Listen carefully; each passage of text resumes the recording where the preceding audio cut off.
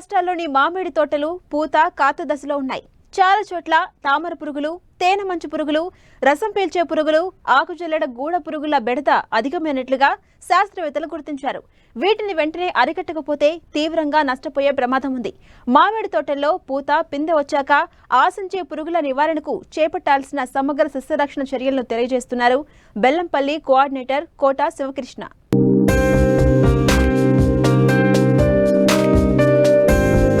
గత 2 ఏళ్లుగా మామిడి తోటల నుండి రైతులకు ఆశించిన ఫలితాలు రాలేదు. ఈసారైనా మంచి ఫలితాలు సాధించాలని పట్టుదలతో ఉన్నారు రైతులు. ప్రస్తుతం కొన్ని ప్రాంతాలలో మామిడి మొక్కలకు కాయలు ఉండగా మరికొన్ని ప్రాంతాల్లో పూత పిందె దశలో ఉన్నాయి. చాలా చోట్ల ఇప్పుడిప్పుడే పూత ప్రారంభమవుతోంది. అయితే మామిడి పంటలో పూత కాత దశే కీలకం. వచ్చిన పూత పిందెలను నిలుపుకుంటే ఆశించిన దిగుబడి వస్తుందని శాస్త్రవేత్తలు అంటున్నారు. అంతేకాదు పూత దశ నుండి కాయ దశలో మారాక కూడా పురుగులు అధికంగానే ఆశిస్తుంటాయి. కాబట్టి రైతులు కొన్ని జాగ్రత్తలు పాటించాలి, లేదంటే దిగుబడులు తగ్గే అవకాశముంది. ప్రస్తుతం ఆశించే చీడపీడలు, వాటి నివారణకు ఎలాంటి సమగ్ర సస్యరక్షణ చర్యలు చేపట్టాలో రైతులకు తెలియజేస్తున్నారు మంచిర్యాల జిల్లా బెల్లంపల్లి కోఆర్డినేటర్ కోట శివకృష్ణ. మామిడి పండ్ల తోటలలో ఎక్కువ విస్తీర్ణంలో సాగవుతున్న పంట. అలాగే మన తెలంగాణ రాష్ట్రంలో చూసుకున్నట్లయితే వరి, పత్తి ఏ విధంగా అయితే ఎక్కువ విస్తీర్ణంలో సాగు చేస్తారో పండ్ల తోటలలో మామిడి కూడా ఎక్కువ విస్తీర్ణంలో సాగు చేస్తున్న పంట. కాబట్టి ముఖ్యంగా ఈ దశ అనేది డిసెంబర్, జనవరి, ఫిబ్రవరి ఈ 3 నెలల కాలం అనేది చాలా క్రూషియల్, అంటే కీలక సమయము. ఈ సమయంలో జాగ్రత్తలు తీసుకోవడం ద్వారా పూత రాలకుండా, పిందెలు రాలకుండా, కాయలు కూడా బలమైన కాయలు వచ్చి ఎక్కువ దిగుబడి వచ్చే అవకాశం ఉంటుంది. కాబట్టి రైతు సోదరులు తగు జాగ్రత్తలు తీసుకోవాలి. మనం చూసుకున్నట్లయితే పూత డిసెంబర్ ఆఖరి వారం నుండి జనవరి ఆఖరి వారం వరకు పువ్వు మొగ్గలు పూర్తిగా వచ్చే అవకాశం ఉంటుంది. ఈ సమయంలో ముఖ్యంగా ఎక్కువగా ఈ పూత రాలిపోయే అవకాశం కూడా ఉంటుంది. ఒక పువ్వు కొమ్మకు చూసుకున్నట్లయితే సుమారు 2000 నుంచి 3000 వరకు మనం పూలను చూడవచ్చును. దానిలో ముఖ్యంగా పూకొమ్మలో 5 నుంచి 6 పిందెలు అయినా కూడా 1 లేదా 2 కాయలు ఏర్పడే అవకాశం ఉంటుంది. ఈ వచ్చిన పూర్తి పువ్వు కూడా ఫలదీకరణ చెందదు. ఏదైతే ఫలదీకరణ చెందిన పూలు ఉంటాయో అవి మాత్రమే రాలవు, మిగతా అన్ని రాలిపోయే అవకాశం ఉంటుంది. కాబట్టి సహజంగానే మామిడి పూత రాలిపోయే అవకాశం ఉంటుంది. కాబట్టి రైతు సోదరులు గాబరపడకూడదు. అదేవిధంగా ఈ సమయంలోనే నీటి ఎద్దటి, అలాగే హార్మోన్ల సమతుల్యత లేకపోవడం వల్ల, అలాగే ఎక్కువ ఎండ తీవ్రత, ఈ విషయాల వల్ల కూడా అధిక తేమ, వర్షాలు పడ్డా కూడా ఈ సమయంలో పూత రాలిపోయే అవకాశం ఉన్నది. అలాగే పింద ఏర్పడిన తర్వాత బఠానీ గింజ సైజులో కానీ, అలాగే నిమ్మకాయ సైజులో ఉన్న పిందెల సమయంలో కూడా వర్షాలు పడినా కూడా రాలిపోయే అవకాశం ఉంటుంది. కాబట్టి రైతు సోదరులు ఎప్పుడైతే పూత స్టార్ట్ అవుతుందో ఎట్టి పరిస్థితుల్లో కూడా నీటి తడులు ఇవ్వకూడదు. పింద సమయంలో, అంటే బఠానీ కింద సైజు కానివ్వండి, లేకపోతే నిమ్మకాయ సైజుకి వచ్చిన పిందెలు ఆ సమయంలో నీటి తడులు ఇవ్వాలి, ఆ సమయంలోనే. అలాగే మనం చూసుకున్నట్లయితే ఈ చీడపీడలు, ముఖ్యంగా రసం పీల్చే పురుగులు ఎక్కువగా ఆశించే అవకాశం ఉంటుంది. ఆకు జల్లెడ గూడు పురుగు, తామర పురుగులు, పిండి నల్లి, అలాగే మనకు చూసుకున్నట్లయితే మసి మంగు, ఇవన్నీ కూడా వచ్చే అవకాశం ఎక్కువగా ఉంటుంది.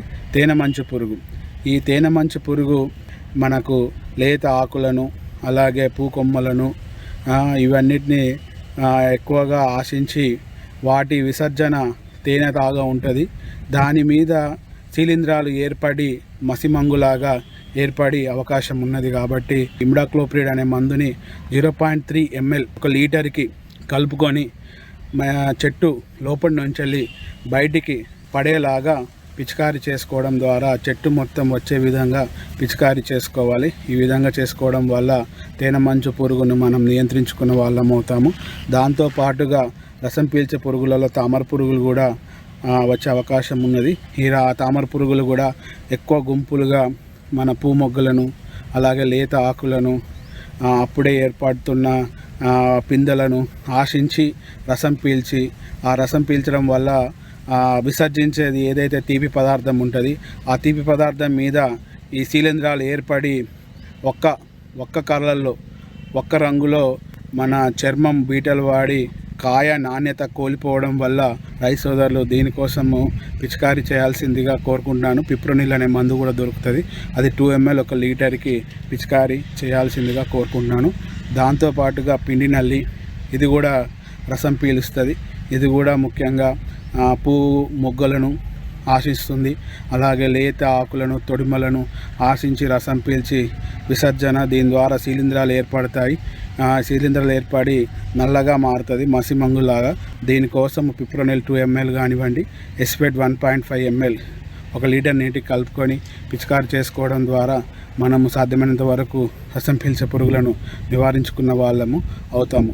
దాంతోపాటుగా మనం చూసుకున్నట్లయితే ఈ మసిమంగు కానివ్వండి, అదే సమయంలో మనకు ఎప్పుడైతే నీటి ఎద్దడి కానివ్వండి, అధిక వర్షాలు పడడం వల్ల తెగుళ్ళు వచ్చే అవకాశం ఉంటుంది. కాబట్టి కాపర్ ఆక్సీ క్లోరైడ్ అది మనకు దొరుకుతుంది. దాన్ని 3 గ్రాములు 1 లీటర్ నీటికి కలుపుకొని పిచికారీ చేయడం ద్వారా కూడా తెగుళ్లను మనం సాధ్యమైనంత వరకు నివారించుకున్నాం వాళ్ళం అవుతాము. దాంతోపాటుగా ఏదైతే ఈ సమయంలోనే కూడా పోషకాలు ఇవ్వడం కూడా చాలా ముఖ్యము.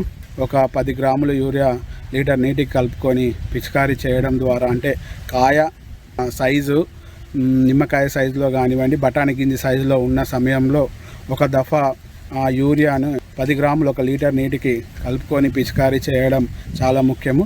తర్వాత ఒక 20 రోజులకు మళ్ళొక దఫా పిచికారీ చేయడం ద్వారా కాయ సైజు పెరిగే అవకాశము, అలాగే రోగాలను తట్టుకునే అవకాశం ఉండి మంచిగా దిగుబడి వచ్చే అవకాశం ఉంటుంది. కాబట్టి రైతు సోదరులు చీడపీడల నియంత్రణ ముందుగా గుర్తించుకొని ఈ సమయంలో కూడా మనము చూసుకున్నట్లయితే ఆకు జల్లెడ పురుగు అనేది ఉంటుంది, అది కూడా మనం నియంత్రించుకోవాలి.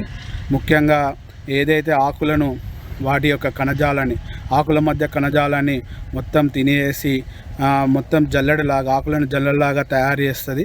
ఆ విధంగా తయారు చేసి గూళ్ళు కట్టుకుంటుంది. అందులోనే పురుగు ఉండడం వల్ల కూడా వీటిని పువ్వు మొగ్గలను కూడా ఆశిస్తాయి. కాబట్టి పువ్వులు ఫలదీకరణ చెందకుండా దిగుబడి మీద ఎక్కువ ప్రభావం చూపుతుంది. కాబట్టి వీటిని కూడా మనము ముందుగా ఒక వెదురు కంకకి ఇనుప సువ్వ పెట్టుకొని మొత్తం ఆ గూళ్ళన్నీ ముందుగా తీసివేసుకొని తర్వాత ఈ మందులు పిచికారీ చేసుకోవడం ద్వారా కూడా ఆకు చుట్టూ జల్లెడ పురుగును కూడా మనము నియంత్రించుకున్న వాళ్ళం అవుతాము. సో ఈ విధంగా ఆకు జల్లెడ పురుగు కానివ్వండి, తామర పురుగు, తేనెమంచు పురుగు, పిండి నల్లి, అలాగే బూడిద తెగులు, ఇలాంటివి తగ్గించుకొని రైతులు తగు చర్యలు, యాజమాన్య పద్ధతులు పాటించుకొని ఈ సమయంలో అనేది చాలా ముఖ్యం. కాబట్టి ఇలాంటివి తప్పకుండా రైతులు పాటించి వారు మంచి దిగుబడిని తీసుకుంటారని నేను ఆశిస్తున్నాను.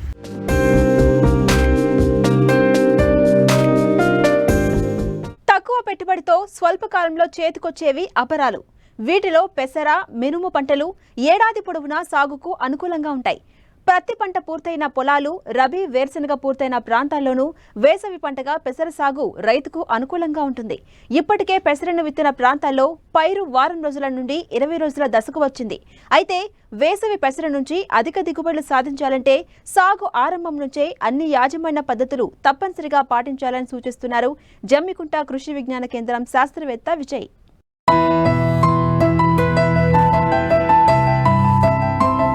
స్వల్ప వ్యవధిలో పంట చేతికొచ్చి రైతుకు ఆర్థికంగా భరోసానిస్తున్నాయి అపరాల పంటలు.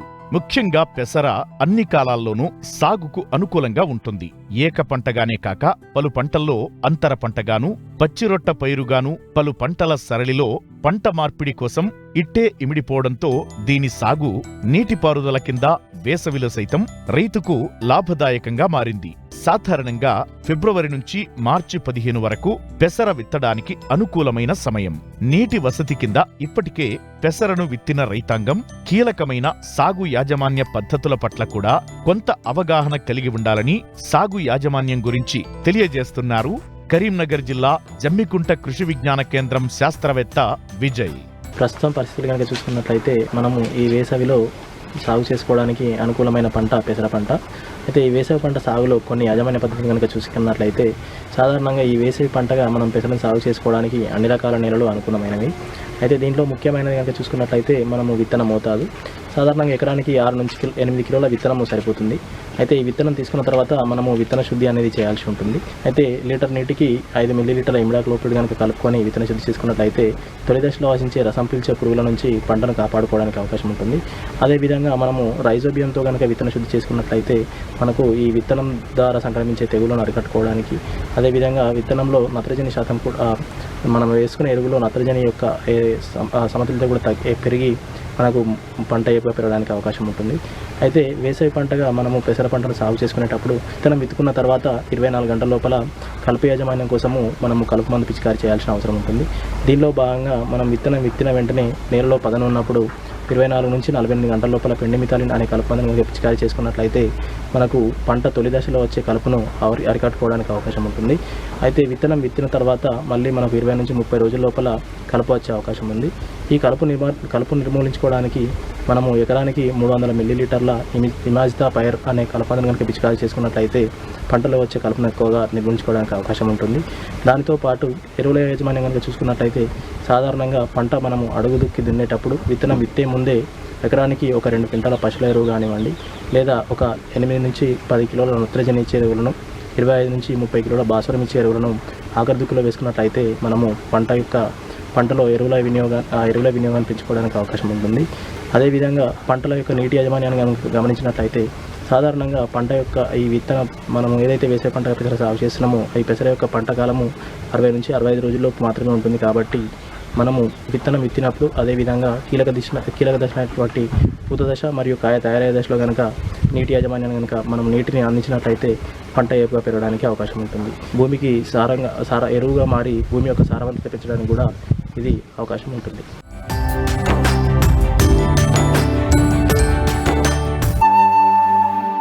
తెలుగు రాష్ట్రాల్లో పండించే యాసంగి వరి ప్రస్తుతం పిలక దశలో ఉంది. మరికొన్ని ప్రాంతాల్లో 20 రోజుల నుంచి 35 రోజుల దశకు చేరుకుంది. అయితే కాలువల కింద వరి సాగయ్యే ప్రాంతాల్లో పైరుకు ఎలుకల సమస్య తీవ్రంగా మారింది. ముఖ్యంగా గోదావరి డెల్టాలో ఈ సమస్య అధికం. ఈ నేపథ్యంలో వరి పైరులో ఎలుకల నివారణకు తీసుకోవాల్సిన సమగ్ర యాజమాన్య పద్ధతుల గురించి తెలియజేస్తున్నారు మారుటేరు ప్రాంతీయ వ్యవసాయ పరిశోధన స్థానం శాస్త్రవేత్త బి అనూష.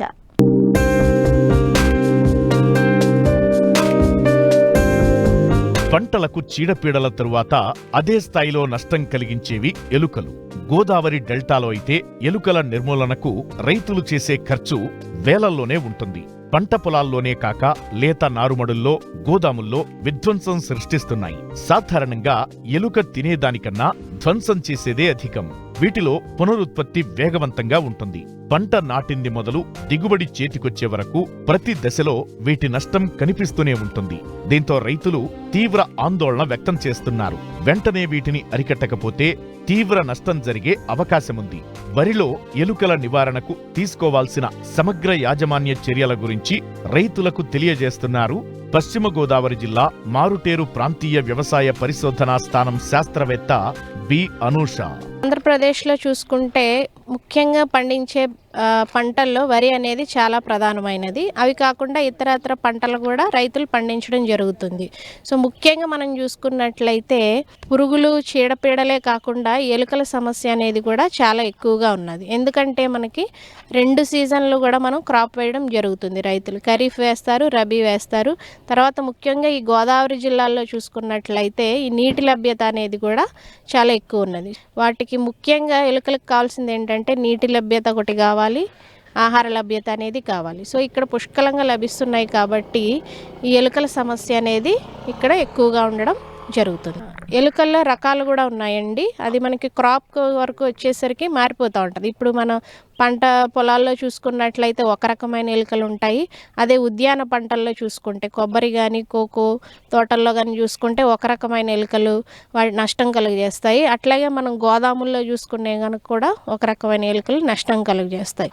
ముఖ్యంగా మనకి వరిలో కానీ లేకపోతే మొక్కజొన్న, చెరకు, అపరాలు, మిగతా ఏ కూరగాయలన్నా చూసుకున్నా కానీ ముఖ్యంగా మనకి ప్రధానమైన ఎలుక వచ్చేసి బ్యాండికోటా బెంగలెన్సిస్ అంటాము, పొలం ఎలుక అంటాం దాన్ని. తర్వాత మీకు గోదాముల్లో కానీ లేకపోతే ఉద్యాన పంటలైన కొబ్బరి కోకోల్లో కనుక చూసినట్లయితే కొబ్బరి ఎలుక అంటాము, దాన్ని రేటస్ అని అంటాం అన్నమాట. మనకి ఎలుకలు ముఖ్యంగా వరిలో చూసుకున్నట్లయితే విత్తనం నాటిన దగ్గర నుంచి అది పంట కోసి గోదాముల్లో మనం స్టోర్ చేసుకునే వరకు కూడా ఈ నష్టం అనేది కలుగు చేస్తున్నాయి. ఆ వరి దుబ్బుల్ని నీటి అడుగున ఒక 10 సెంటీమీటర్ల పైకి, గ్రౌండ్ లెవెల్ నుంచి 10 సెంటీమీటర్ల పైకి ఆ దుబ్బుని ఒక 45 డిగ్రీస్ యాంగిల్లో అది కొరకడం జరుగుతుంది, ఏటవాలుగా కొరకడం జరుగుతుంది. అంటే వాటికి ఉన్న పళ్ళ అమరికలను బట్టి అది అలాగ ఏటవాలుగా కొరికేయడం వల్ల అక్కడ మనకి ఏం జరుగుతుంది, ఆ కొరికేయడం వల్ల ఆ దుబ్బులన్నీ కింద పడిపోవడం, నీటిలో తేలడం జరుగుతుంది. సో ఇదే నష్టం కనుక ఇంకా ఎక్కువ ఉన్నట్లయితే మనకు దూరం నుంచి చూస్తే కనుక ఒక ప్యాచ్ లాగా కనిపిస్తుంది అన్నమాట. కంకి చేసే దశలో కూడా ఎలుకలు ఏం చేస్తాయంటే ఆ కంకుల్ని కొరికేసి వాటిని తీసుకెళ్ళి వాటి బొరియల్లో దాచుకుంటాయి. సో అట్లాగా మేము ఇక్కడ స్టడీ చేసినప్పుడు ఆ బొరియల్లో ఎంత దాచుకుంటుంది సుమారుగా అని ఎలుకలు మేము స్టడీ చేసినప్పుడు సుమారుగా 1/2 కేజీ నుంచి 4 కేజీల వరకు కూడా ఈ ఎలుకలు ఆ కంకులను తీసుకెళ్ళి ఆ బొరియల్లో దాచుకోవడం జరుగుతుంది. సో ఇది కంకి దశలో చేసే నష్టం. అంటే ఈ ఎలుకల సమస్య అనేది సమగ్రంగా యాజమాన్య పద్ధతులు పాటించాలి. అంటే అన్ని యాజమాన్య పద్ధతులు పాటిస్తేనే కానీ ఎలుకల సమస్య అనేది తగ్గదు. ముందుగా మనం చూసుకున్నట్లయితే ఈ సేద్య పద్ధతులు అంటాము. సో ఈ సేద్య పద్ధతుల్లో భాగంగా రైతులందరూ ఏం చేయాలంటే ఈ పొలం గట్ల మీద అది కూడా కలుపు అనేది లేకుండా చూసుకోవాలి. అంటే వాటిని శుభ్రం చేసుకోవాలి. శుభ్రం చేసుకొని తర్వాత గట్లను, ఏవైతే పొలం గట్లు ఉన్నాయో ఆ గట్లను వెడల్పు వీలైనంత వరకు తగ్గించేయాలి. బుట్టలు, ఎర్రబుట్టలు వాడటం ద్వారా మీరు ఇందాక చెప్పారు.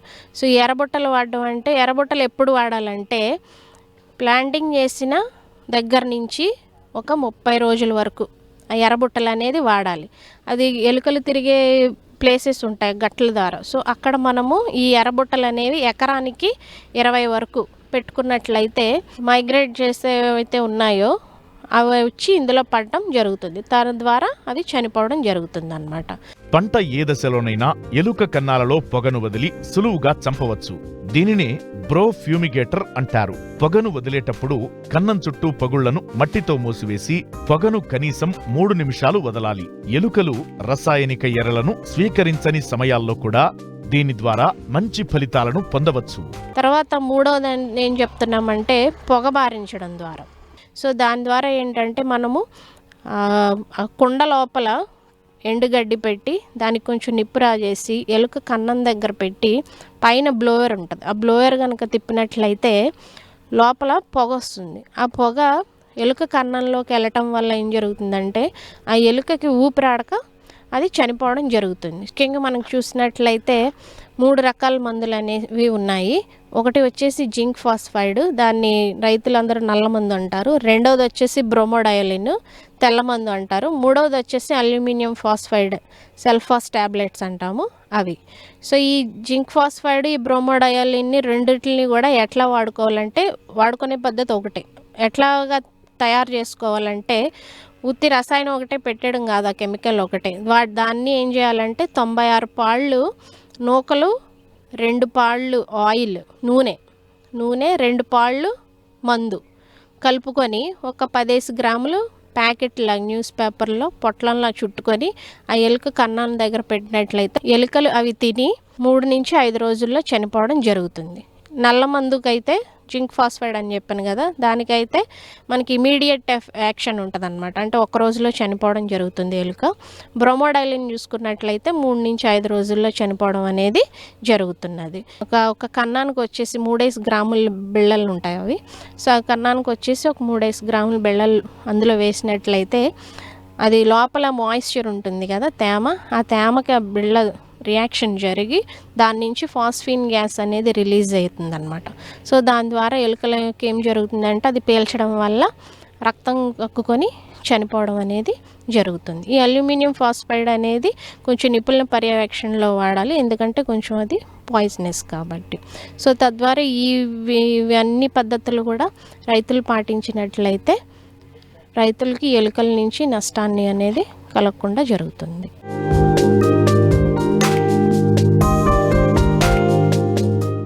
సాధారణ సాధారణంగా పాలలో ఉండే వెన్న శాతాన్ని బట్టి పాల ధర నిర్ణయిస్తారు.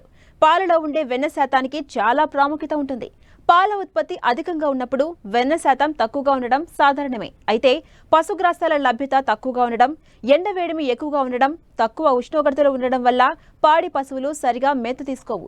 ఇలాంటి వాతావరణంలో పశువులు అసౌకర్యానికి, అనారోగ్యానికి గురికావడం వల్ల పాల ఉత్పత్తితో పాటుగా పాలలో వెన్న శాతము తగ్గుతుంది. ఈ పరిస్థితుల్లో పాలలో వెన్న శాతం తగ్గకుండా ఉండడానికి తగిన జాగ్రత్తలు తీసుకోవాలి.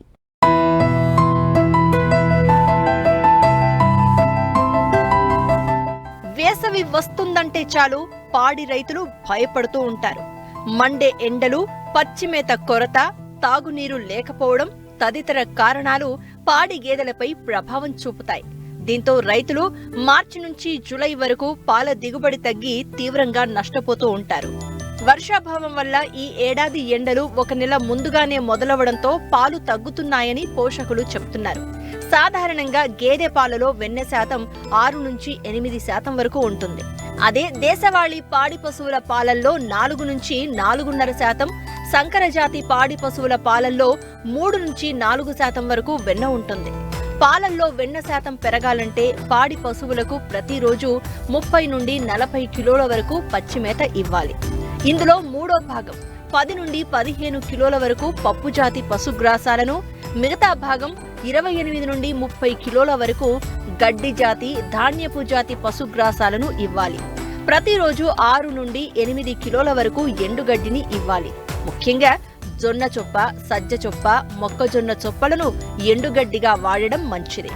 ఈ చొప్ప లభ్యం కాని పక్షంలో వరిగడ్డిని ఇవ్వాలి. ఈ విధంగా ఎండుగడ్డిని వాడడం వల్ల పాలల్లో వెన్న శాతం తగ్గకుండా ఉంటుంది.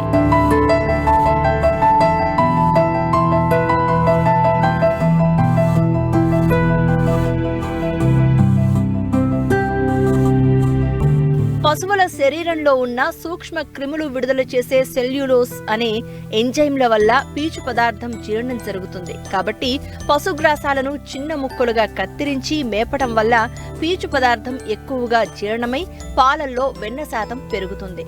అంతేకాకుండా పంట అవశేషాలను ఉపయోగించి సంపూర్ణ సమీకృత ఆహారాన్ని తయారు చేసి పశువులకు మేతగా ఇవ్వాలి. ఇందులో పశువులకు కావలసిన పోషక పదార్థాలు ఉండేటట్లు ధాన్యపు గింజలు, పత్తి గింజల చెక్కలు, వేరుశెనగ చెక్కలు మొదలగు వాటిని ఉపయోగించి దాణా మిశ్రమాన్ని తయారు చేసి ఇస్తే పాడి పశువులు తేలికగా జీర్ణం చేసుకుంటాయి. పాలల్లో వెన్న శాతం కూడా తగ్గకుండా ఉంటుంది. ఇటు దాణాకయ్యే ఖర్చును కూడా తగ్గించుకోవచ్చు. పాడి పశువులకు దాణాను పాల ఉత్పత్తిని బట్టి, పాలల్లో ఉండే వెన్న శాతాన్ని బట్టి, శరీర బరువును బట్టి ఇవ్వడం మంచిది. దాణా మిశ్రమంలో మొలాసిస్ కలిపి ఇస్తున్నప్పుడు 10% కంటే ఎక్కువగా కలపరాదు. దాణా ఖర్చు ఎక్కువగా ఉంటే ప్రత్యామ్నాయంగా చౌకగా ఉండే అజొల్లాను పాడి పశువులకు మేతగా ఇవ్వాలి. రోజుకు కిలో నుండి కిలోన్నర వరకు అజొల్లాను దాణాలో కలిపి కూడా మేపవచ్చు. రోజుకు 25 నుంచి 25 లీటర్ల పాలిచ్చే పాడి పశువులకు దాణా మిశ్రమంతో పాటు పచ్చిగడ్డి, ఎండుగడ్డి అదనంగా ఈ బైపాస్ ప్యాచ్ను రోజుకు 100 గ్రాముల వరకు ఇస్తే పాలల్లో వెన్న శాతం తగ్గకుండా ఉంటుంది.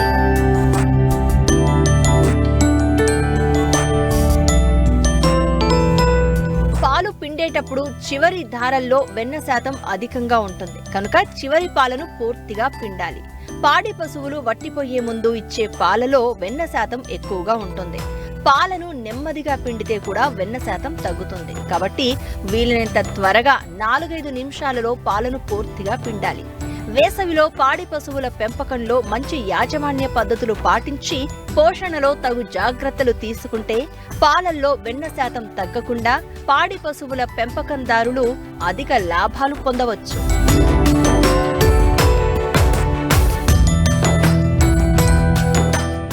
మరిన్ని ఆసక్తికరమైన విశేషాలతో ప్రతిభా బయోటెక్ కోకోలి సమర్పించు మట్టి మనిషి కార్యక్రమంలో మళ్ళీ కలుసుకుందాం. అంతవరకు సెలవు, నమస్కారం.